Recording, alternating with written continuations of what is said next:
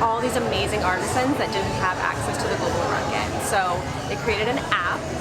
It's a distributed supply chain technology that allows us to work with anywhere between 1,500 to 2,500 artisans at any given time that can make all of the jewelry.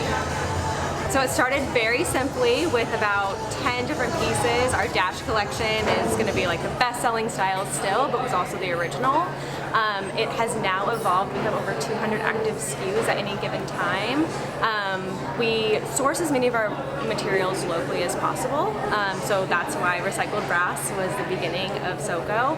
We also do horn, bone, upcycled wood, and we saw a need in the market. I mean, we love brass. We still do work with brass as our base metal, but now we're working with 24 karat gold plate.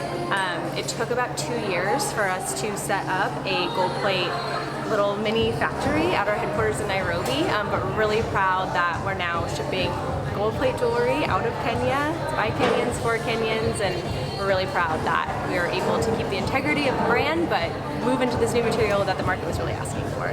And the goal of Soko is to have as much product and work coming to the artisans. We were getting turned away by some clients that didn't necessarily understand brass, and we really felt like it was important that we do whatever it's going to take to give as much work to the artisans and of course then as much income to the artisans as possible. We're still of course in those beginning stages, but our partners that love the brand and love the story get it, and they're pivoting with us, which is really exciting. Yeah. Sustainability has definitely become a huge buzzword in the last, I would say, 2 to 3 years.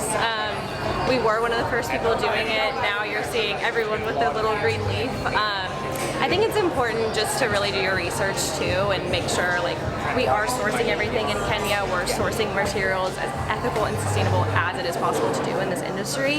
I think it's really important that we all keep that integrity and keep looking for those opportunities.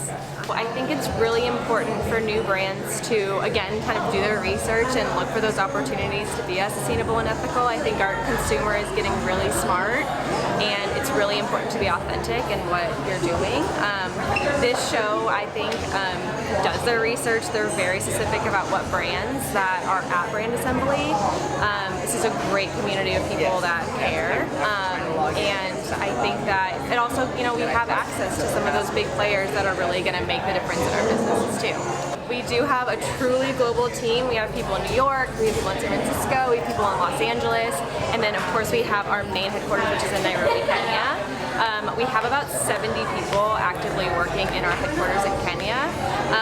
The challenge is time zones. I mean, we're all basically working 24/7, which, no rest for the wicked, of course, but it's a lot of communication, and we all work together as a team. Also, I just think that the reason that we're all doing this, keeps us going and keeps it, the ethos is there, and we're all on the same page about why we're doing this, and I think that's probably the most important part about working globally is just, you guys keep your mission really tight, and the communication and just overall team building part is so important. Advice for new people coming into the scene, I just think stay true to what you want to do, stay true to your mission. People get it. You just have to find your people in the industry and keep going, because this is the future. I don't think that there's any room for anyone to not be doing it the way that we're doing it. So yeah.